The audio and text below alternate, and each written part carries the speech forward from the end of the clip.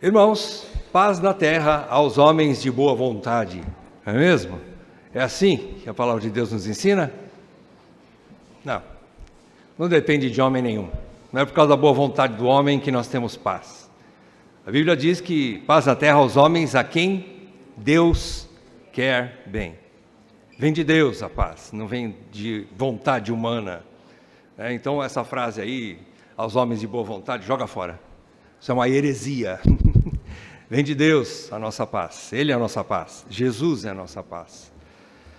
Queridos, nós vamos falar um pouco sobre Jesus, como sempre, só que através de um prisma diferente um pouquinho, não é? Através da mãe dele. Vamos falar um pouco sobre o nascimento de Jesus, como nós estamos aí nas vésperas, que não é o dia que Jesus nasceu, nós não sabemos se é dia 25 que Jesus nasceu, não tem nada registrado em parte nenhuma, mas como a gente comemora periodicamente a ceia do Senhor, como a gente, por exemplo, celebra alguma coisa que você não tem certeza do dia, mas você celebra aquilo com alegria, não é? Então a gente também não tem certeza, mas não que nós adoremos a Jesus Cristo somente no Natal, não é isso, nós adoramos ao Senhor todos os dias. Os verdadeiros adoradores vivem adorando o Senhor, desde o horário que acordam até dormir e incessantemente anos após ano, não é? É assim que o crente vive. Mas hoje nós vamos ver algo especial através da vida da mãe do Redentor, através do cântico de Maria.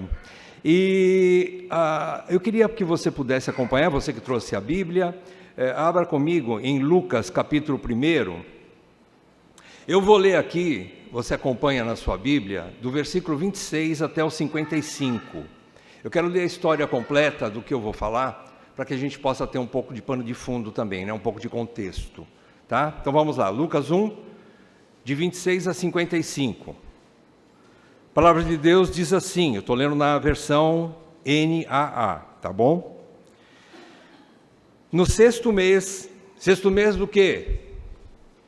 Sexto mês da gestação de Isabel. Isabel estava de 6 meses grávida após um milagre que aconteceu primeiro na vida de Isabel, parenta de Maria, que era estéril, velha, né? E Zacarias era velhinho já, um sacerdote, marido dela, mas ela engravidou, era uma promessa de Deus. Deus fez um milagre na vida de Isabel, para trazer o precursor de Jesus, que foi o seu parente também, né? João Batista, era parente, ainda que distante, mas era parente do Senhor Jesus. Vamos lá. No sexto mês, o anjo Gabriel foi enviado por Deus a uma cidade da Galileia chamada Nazaré, a uma virgem que estava comprometida a casar com um homem da casa de Davi, cujo nome era José. A virgem se chamava Maria. E aproximando-se dela, o anjo disse: Salve, agraciada, o Senhor está com você. Ela, porém, ao ouvir essa palavra, perturbou-se muito e pôs-se a pensar no que poderia significar essa saudação. Mas o anjo lhe disse: Não tenha medo, Maria, porque você foi abençoada por Deus. Você ficará grávida e dará à luz um filho, a quem chamará pelo nome de Jesus. Este será grande e será chamado Filho do Altíssimo. Deus, o Senhor, lhe dará o trono de Davi, seu pai. Ele reinará para sempre sobre a casa de Jacó, e o seu reinado não terá fim. Então Maria disse ao anjo: Como será isto, se eu nunca tive relações com homem algum? O anjo respondeu: O Espírito Santo virá sobre você, e o poder do Altíssimo a envolverá com a sua sombra. Por isso também o ente santo que há de nascer será chamado Filho de Deus. E Isabel, sua parenta, igualmente está grávida, apesar de sua idade avançada, sendo este já o 6º mês de gestação para aquela que diziam ser estéril.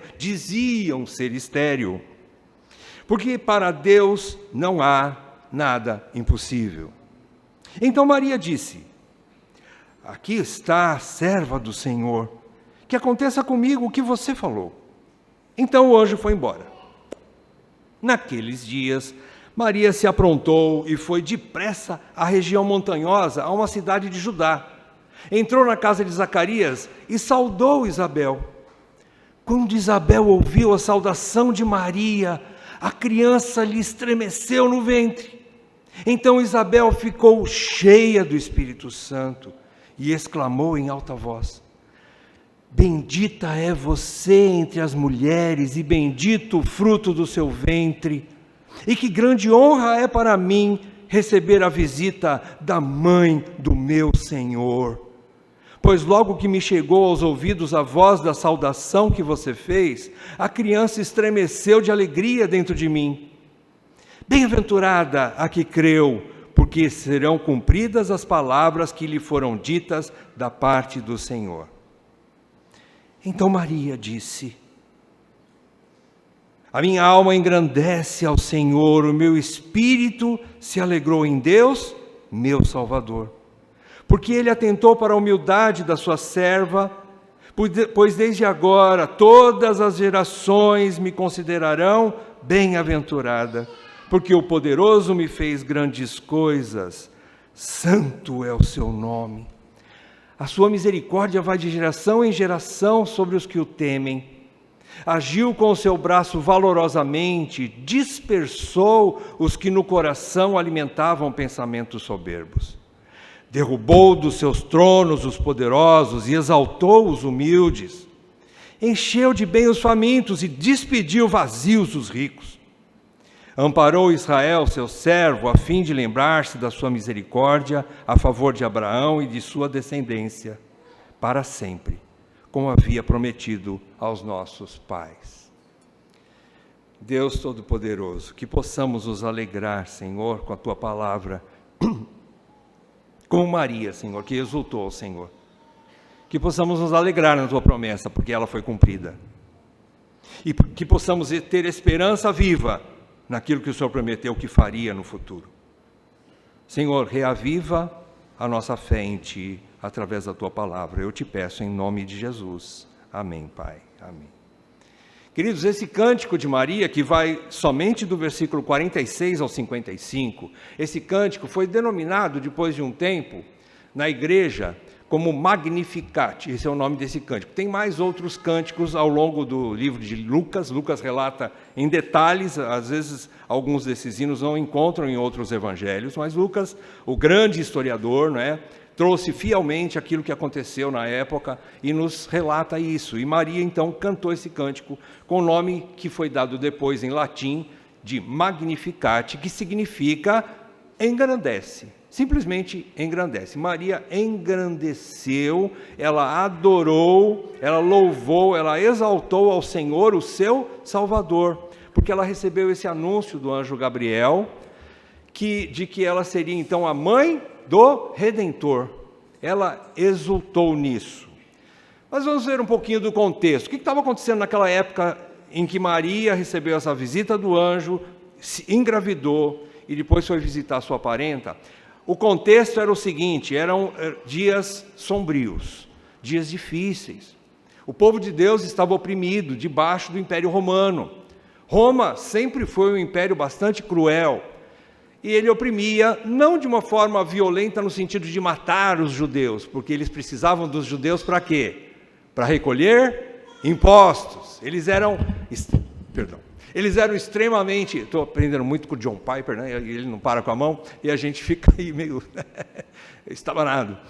Mas o contexto era esse: eles estavam muito oprimidos por causa dos impostos excessivos, eles eram extremamente pobres, e os judeus não tinham eram poucos que eram abastados, ricos, que poderiam salvar ou ajudar os pobres. Enfim, esse era o contexto, tanto que Maria e José eram muito pobres, muito humildes, sem condições financeiras, por assim dizer, né? Assim, trazendo para o nosso palavreado. Então eram dias difíceis. Ela era uma virgem de Nazaré, da Galileia, noiva de José, que era da linhagem de Davi. O pai postiço de Jesus, que é José, ele era da linhagem de Davi, como a promessa diz que ele seria filho de Davi, né? Então, certo dia, o que acontece nesses dias ali tão complicados, difíceis em Israel? Maria recebe uma visita de um anjo que anuncia para ela: olha, você foi escolhida por Deus para ser a mãe do Messias. E ela fica ali meia perdida, meia surpresa, meia praticamente estática, né, diante daquela notícia. Mas ela começa a fazer perguntas e o anjo explica para ela como é que seria esse processo tão grandioso, né? E por fim ela diz: eis-me aqui, seja feita a vontade do Senhor em mim. Ela aceita, né, esse chamado de Deus para ser mãe. Ela aceita esse chamado de Deus. Logo depois que ela aceita, ela então fica pensando ali por alguns dias, e a Bíblia diz, a partir do versículo 39, que ela rapidamente se prepara, cheia ainda de assombro, né? Quem sabe uma coisa misteriosa dentro dela, uma coisa espantosa, mas cheia de entusiasmo, de alegria também. Ela parte apressadamente para visitar sua parenta, talvez para cuidar dela, porque Isabel era velhinha e estava grávida. Que coisa! Uma velhinha grávida, Isabel, novinha, né, foi lá visitar sua parenta e ficou ali com ela 3 meses, cuidando de Isabel. E lá, quando ela chega na casa de Isabel, logo no momento que ela chega, né, ela foi apressadamente, diz a palavra, tipo assim, ela foi correndo. Aí, a distância da cidade de Nazaré, onde Maria estava, até uma cidadezinha da Judéia, que eu não me lembro o nome agora, muito difícil em hebraico, onde morava Zacarias e Isabel, era em torno de entre 100 e 150 quilômetros de distância. Daria, num percurso rápido, de uma pessoa que consegue caminhar sem parar, nem para ir no banheiro, daria em torno de 32 horas de caminhada constante. Mas Maria com certeza não fez isso, acho que ela teve que parar, ela estava grávida também, então ela não foi tão rápido. Imagine que foi uma viagem difícil para Maria, mas ela foi. Uma viagem complicada. Ela chega na casa de Isabel, quando ela fala com Isabel e saúda Isabel, Isabel se enche do Espírito. A criança que está no ventre de Isabel, João Batista, né? Estava no ventre de Isabel, ele dá uma chacoalhada na mãe, ele também se enche do Espírito. Os dois, Isabel e o bebê João Batista, estão cheios do Espírito. Então Isabel começa a proclamar palavras de engrandecimento também, por aquele momento. E ela fala então: que honra é essa, poder receber a mãe do meu Senhor, do meu Salvador. Ela diz assim, lá no versículo 43, 44, e ela confessa ali que a criança mexeu no ventre dela. Então ela, depois que ela disse essas palavras para Maria também parece que dá um clique nela, e ela responde para quem? Para Isabel. As duas, não sei se tinha mais gente na sala, não sei como é que foi o contexto, mas Isabel e Maria estão ali. Maria então louva, Maria canta. Olha o cântico de Maria, aí sim, vamos lá, versículo 46, ela diz assim, que a minha alma engrandece ao Senhor, e o meu espírito se alegra em Deus, meu Salvador. Se alegra em Deus, meu Salvador. Então ela começa a expressar essa adoração ao Senhor. Maria está cantando ali, não é? E ela diz que, aliás, Lucas relata que esse cântico de Maria, ela diz que vem do seu interior, do mais íntimo do seu interior. É uma adoração que não é pro forma, né? Não é uma coisa assim, eu vou para a igreja hoje para adorar com meus irmãos lá, eles vão cantar e eu canto lá no meio, mas não sinto nada, não tem nenhuma emoção, não tem meu coração parece que não está lá, parece que está no jogo do Flamengo com, sei lá, qualquer outro jogo aí, e a gente está com o coração longe. Não, Maria não, estava ali presente, o coração, o seu espírito e a sua alma, diz aqui a palavra, né? Adoram ao Senhor. Ela engrandece de todo o seu coração. É uma adoração que vem da sua alma, do seu coração. E essa alegria dela é uma alegria extrema, porque não é uma alegria comum, não é uma alegria como o mundo dá, não é uma alegria por causa de coisas, mas é uma alegria em Deus. Perceberam o versículo 47? Ela se alegrou em Deus, não pelo que Deus fez, mas em Deus. Ela se alegrou por causa de Deus, por causa do Senhor, como nós vimos esses dias o Rodrigo falando de Filipenses, a nossa alegria não depende das circunstâncias, a verdadeira alegria está posta no Senhor. Alegrai-vos sempre no Senhor. Outra vez digo, alegrai-vos. Alegrai-vos sempre no Senhor. Então, ela se alegrou no Senhor, no Deus da sua salvação. E essa alegria era uma alegria tão forte, por quê? Porque era uma alegria eterna. Essa alegria aqui não vinha por causa da circunstância dela estar viva, bem, cheia de dinheiro ou com saúde, não. Essa alegria vinha de Deus, então é uma alegria eterna, ela nunca se acaba, ela não se murcha, ela não perde o seu valor, ela não perde a sua vivacidade. Essa alegria, ela não perde o encanto. Por quê? Porque ela vem do Senhor. Essa alegria é eterna, perene, constante. Agora vamos examinar um pouquinho qual é o motivo dessa alegria. Ela vai explicar aqui, mas não muito. Parece que ela quer explicar, mas não trouxe assim uma explicação. Mas a gente, pelo contexto, aí a gente vai ter que pesquisar as Escrituras e ver todo aquele contexto, tudo que aconteceu depois. Então a gente pode ter algumas evidências do que essa alegria, qual o motivo dessa alegria e essa euforia de Maria. Veja o versículo 48, ela diz assim, por quê? Porque ela está alegre, porque ela exulta, ela engrandece, ela magnifica o Senhor, ela explode. Essa palavra explodir, eu vou falar algumas vezes, tá? A Val falou assim, mas você não conseguiu nenhum sinônimo? Toda vez você fala explode, explode. Eu não achei sinônimo nenhum, porque ela explodiu em adoração. Ela explodiu em adoração. E ela diz assim, o motivo, por quê? Qual é o motivo? Ele, Deus, atentou para a humildade da sua serva, pois desde agora todas as gerações me considerarão bem-aventurada. Por quê? Porque o poderoso me fez grandes coisas. Santo é o seu nome.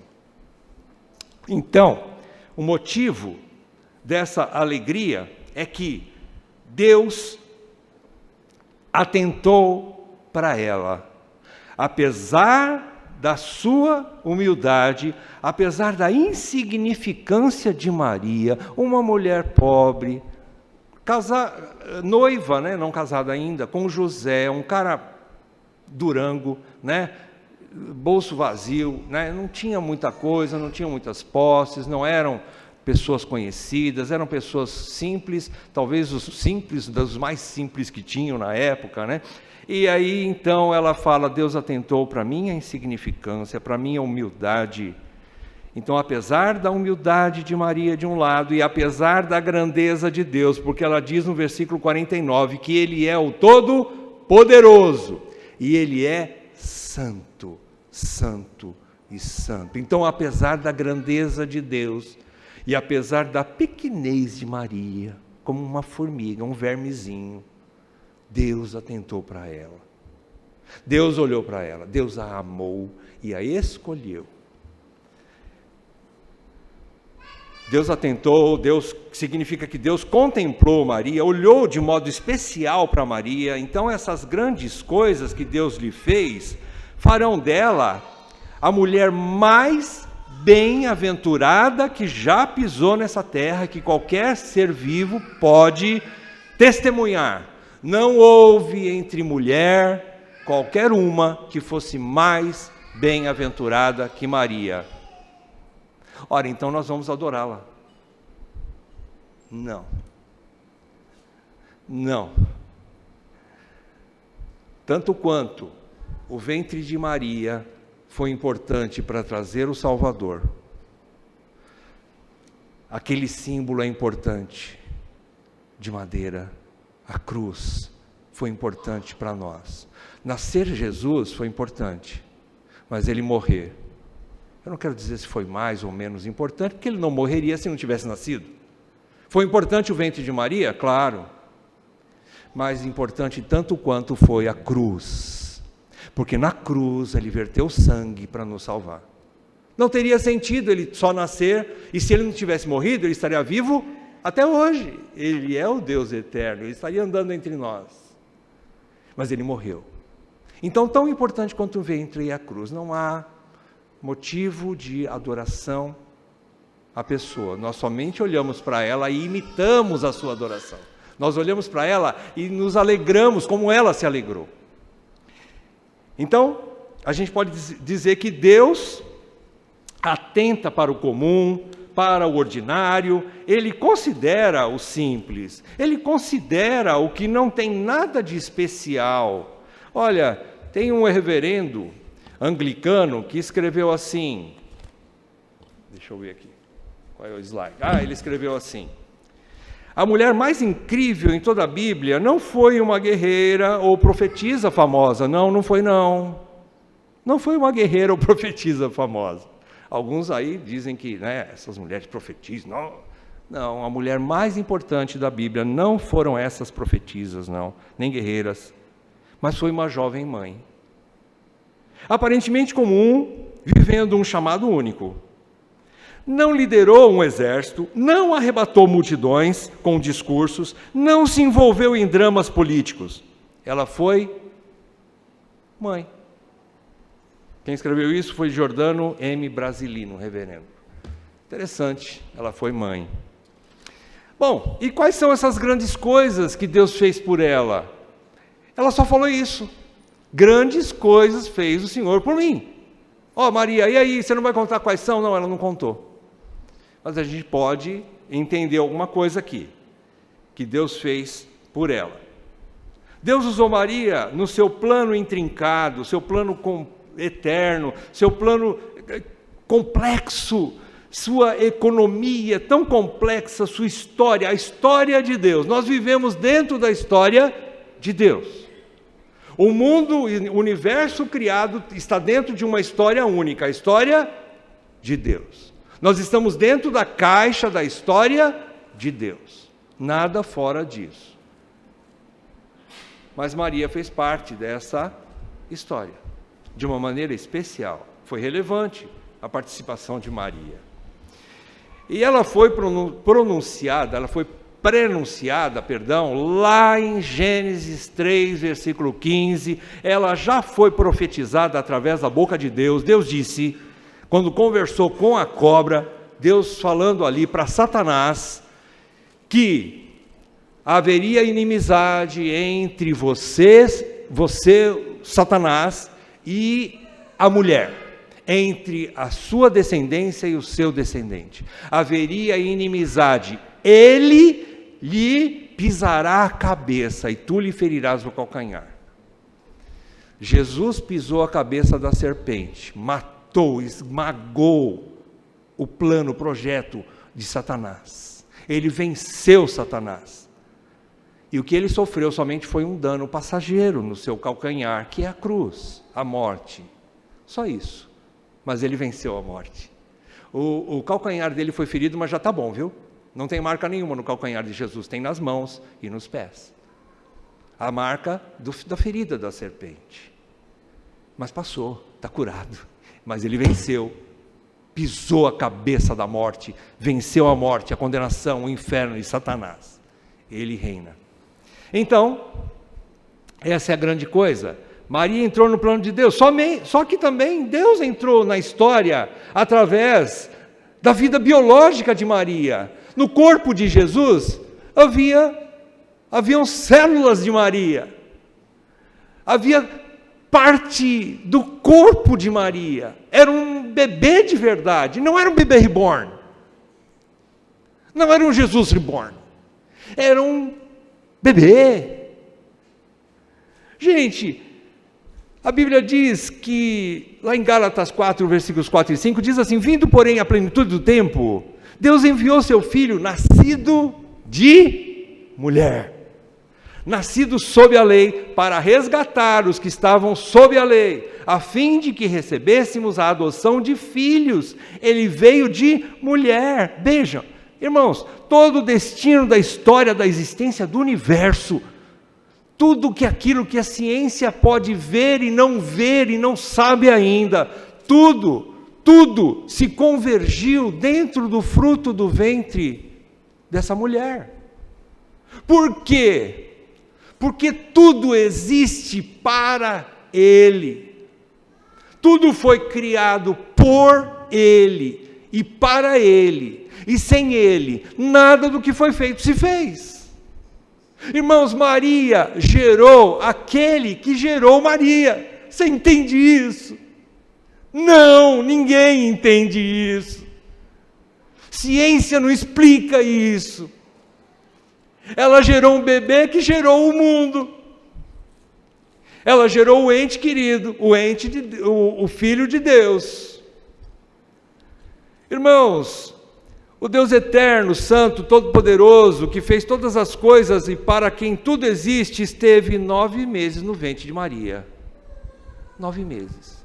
Ele se encarnou e veio e ficou 9 meses na barriga da jovem Maria.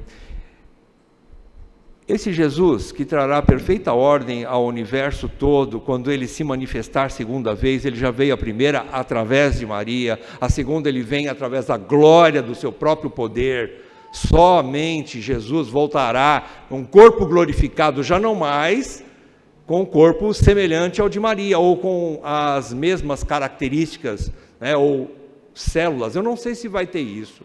Não sei se conseguiremos fazer o DNA de Jesus para ver se ele tinha o mesmo DNA de Maria, né? Tem alguma coisa semelhante. Não importa, importa que ele veio através de Maria, ele voltará em glória, num corpo glorificado, um corpo eterno, diferente. Não mais corruptível como o corpo de Maria. Então ele que vai trazer essa perfeita ordem ao universo, colocar tudo dentro de ordem, por um tempo, ele mamou nos seios de Maria. Por um tempo, ele ninou nos braços de Maria, que nem aquela criancinha ali no colo da mamãe. Ali Jesus dormia no colo de Maria. Ele foi cuidado pelas mãos dessa mulher, como qualquer criança que vai para lá e para cá e a mãe guia. A mãe protege, a mãe amamenta, a mãe cuida, a mãe dá banho, a mãe orienta em tudo, guia a sua criança, protege a sua criança. Assim Maria fez com Jesus. No corpo de Maria estava gerando aquele que gerou todas as coisas.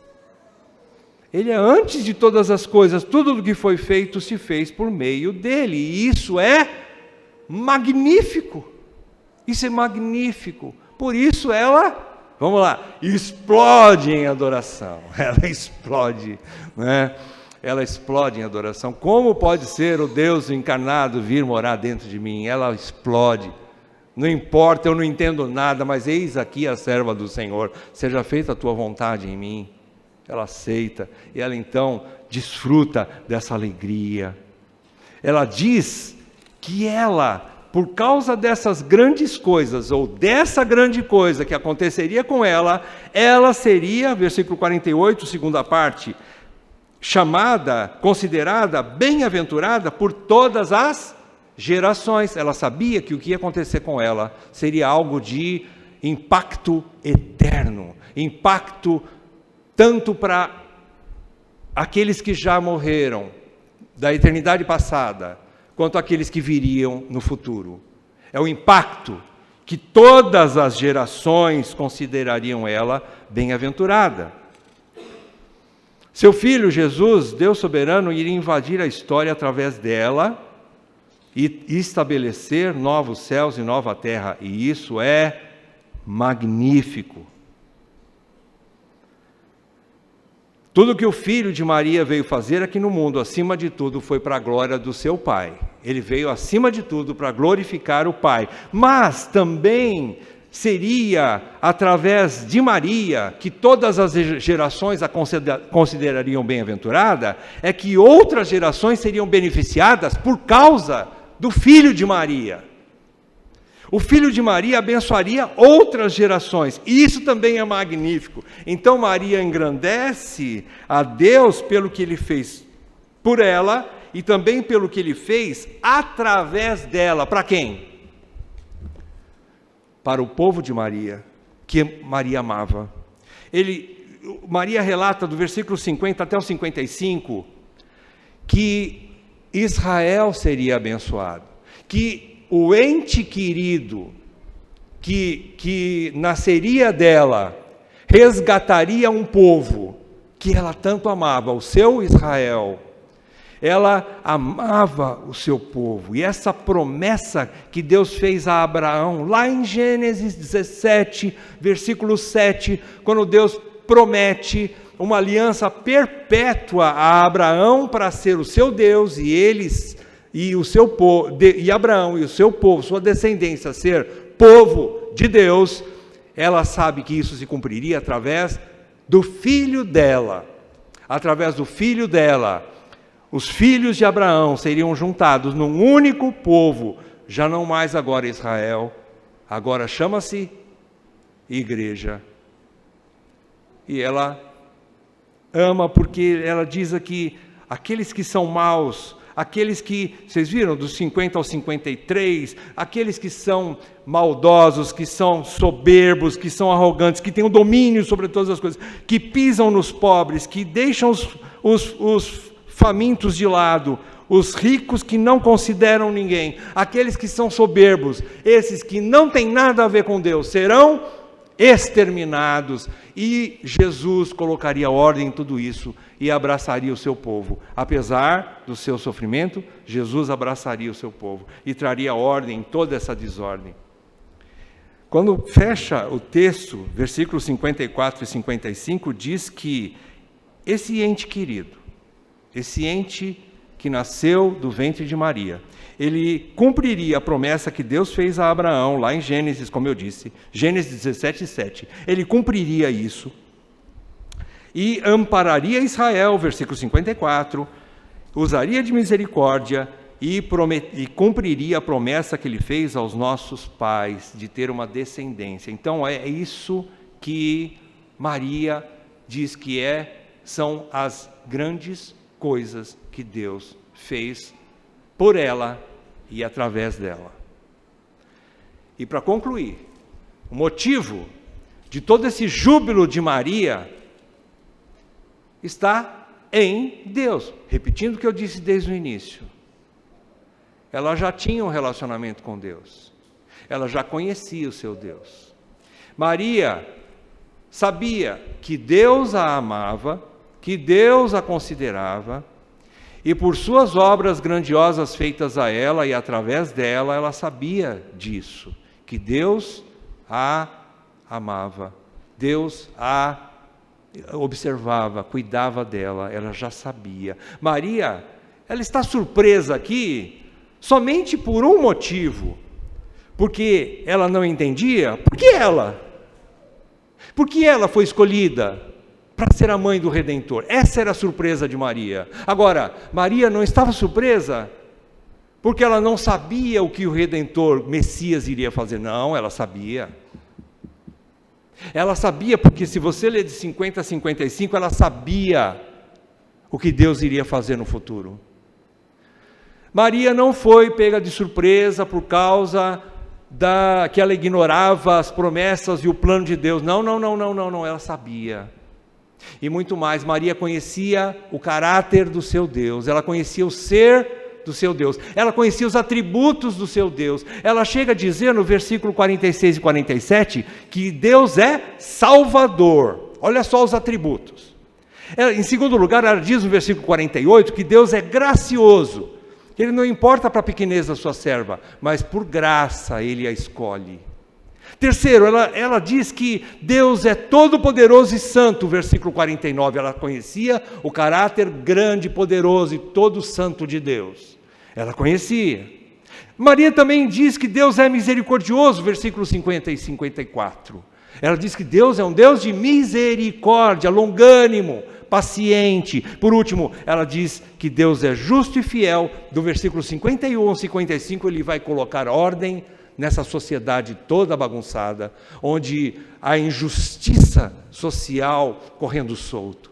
Jesus vai trazer essa ordem e vai colocar de novo justiça. Pedro diz em sua carta, que Deus estabeleceria novos céus e nova terra, onde habita a justiça. Tudo isso que você está vendo na televisão, política falida, economia falida, religião falida, tudo isso Jesus vai colocar em ordem quando Ele voltar. E ela sabia disso, porque ela escreveu, ela cantou isso, né? Quem escreveu foi Lucas, mas ela cantou isso. Ela conhecia os atributos de Deus, e mais, ela conhecia o plano de Deus, que Deus vai fazer isso, Deus vai pôr justiça em tudo isso. Então, o que a gente aprende com Maria? Uma aplicação aqui, bem simples, uma delas. Ela estava cheia da palavra de Deus. Ninguém conhece o caráter de Deus, ninguém conhece os atributos de Deus sem estudar o que está escrito sobre ele em sua palavra. Ninguém conhece o plano de Deus, ninguém conhece o futuro que Deus prometeu, ninguém conhece as coisas do projeto soberano de Deus se não estudar aquilo que ele deixou revelado em sua palavra. Então Maria, apesar de pobre, apesar de humilde, de insignificante, ela conhecia Deus. Ela estava cheia da palavra de Deus. Ninguém pode ser cheio do Espírito se não for cheio da palavra, porque se alguém for cheio do Espírito, mas não tiver a palavra, não vai acontecer nada. E se tem gente pulando fazendo estripulia por aí, quando está cheio do Espírito, é porque ele está vazio da palavra. Aqui não tem nada a ver com o Espírito, aqui não é estar cheio do Espírito. Fazer coisas mirabolantes por aí, dizer que está cheio do Espírito, vai para casa, querido, você não precisa estudar a Bíblia. Uma pessoa somente está cheia do Espírito se ela estiver cheia da palavra de Deus. Se ela não fluir, suar através dos seus poros a palavra de Deus, ela não está cheia do Espírito. Se o seu coração estiver vazio da palavra de Deus, estará vazio do Espírito também, e tudo que ela falar vai ser carnal, e não tem nada a ver com o Espírito Santo. Primeira coisa que a gente aprende da Maria, ela era uma mulher cheia da palavra de Deus, ela é uma mulher que adorou de forma que serve de exemplo para nós hoje.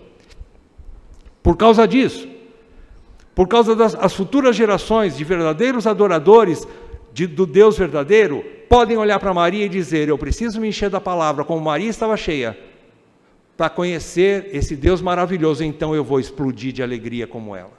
Eu vou explodir de adoração, porque eu conheço esse Deus. Jesus deixou claro para a mulher samaritana: nós não podemos adorar aquilo que não conhecemos.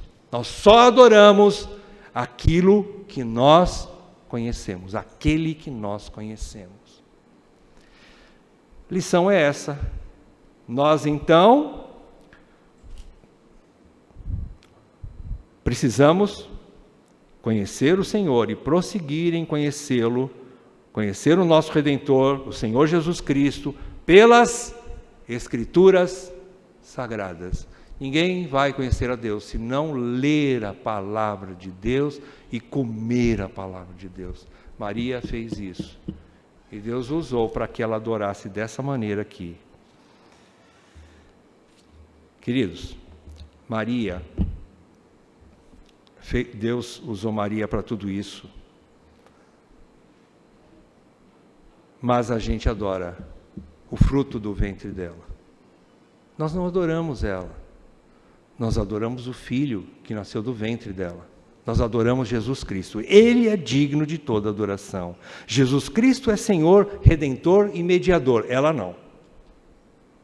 Jesus Cristo é digno de toda adoração, de todo temor, de toda obediência. Ela não. Ela não foi assunta aos céus. Ela morreu, foi enterrada, não sei aonde, e um dia nós vamos encontrar com ela, porque ela vai ressuscitar, como nós, como qualquer mortal. E ela mesmo disse: eu adoro esse Deus, porque Ele é o meu Salvador. Ou seja, ela também era pecadora, precisava de um Salvador. Então nós adoramos a Jesus Cristo.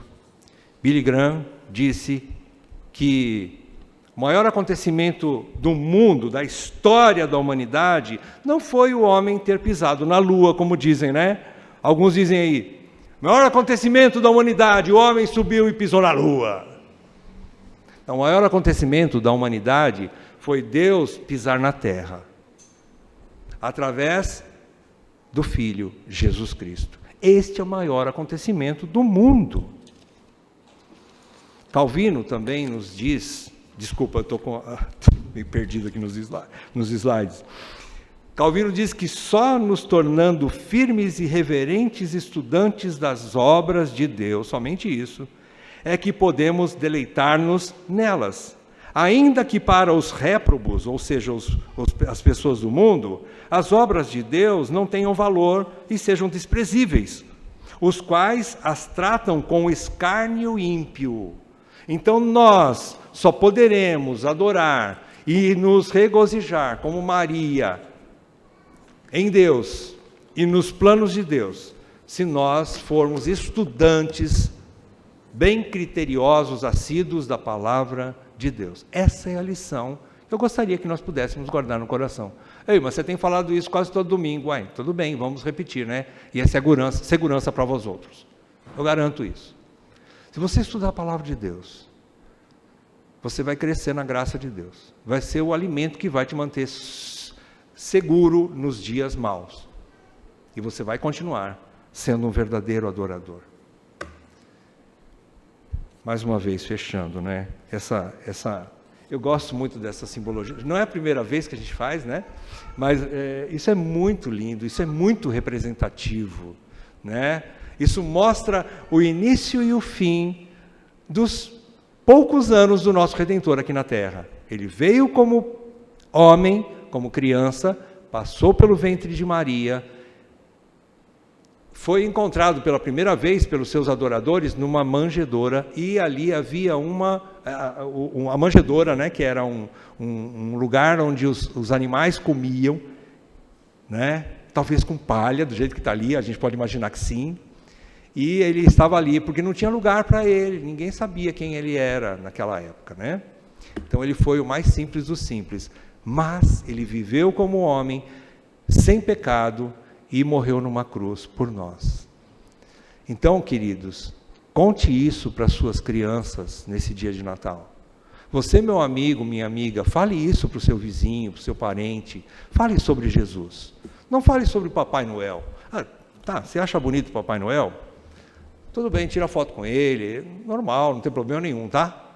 Isso não é pecado, tira foto com o Papai Noel. Mas eu te digo, mais importante que isso, fale para suas crianças sobre o seu Redentor, né? Aquele que veio, dormiu numa manjedoura por alguns dias, bem sofrido, sofredor, servo sofredor, morreu numa cruz, mas ele veio para trazer a alegria que nunca vai se acabar. Fale de uma alegria para o teu filho, para a tua filha, uma alegria eterna que só está em Deus, através do Filho, Jesus. Ele é a nossa alegria. O Natal representa isso, a vinda do Senhor, que nos trouxe esperança eterna e alegria permanente. Amém? Ó Deus, muito obrigado, Senhor, pela Tua palavra e pela vida de Maria, que através de Maria nós conhecemos o Teu Filho, a quem nós adoramos. Muito obrigado por esse plano complexo, tão grande, que nós malemar conhecemos, Senhor. Mesmo assim, nós nos alegramos, porque isso é grande, isso é bom. É bom que nós não compreendamos os teus mistérios, porque isso continua fazendo do Senhor Deus misterioso e eterno, todo-poderoso, a quem nós não podemos equacionar. Isso é maravilhoso demais para nós, por isso nós também explodimos de alegria como Maria, porque nós temos um Redentor que nos garantiu vida eterna. Pai, por isso nós te agradecemos, pelo nascimento, pela vida, pelas obras e pela morte do teu Filho. Nós te louvamos em nome de Jesus. Amém, Pai. Amém.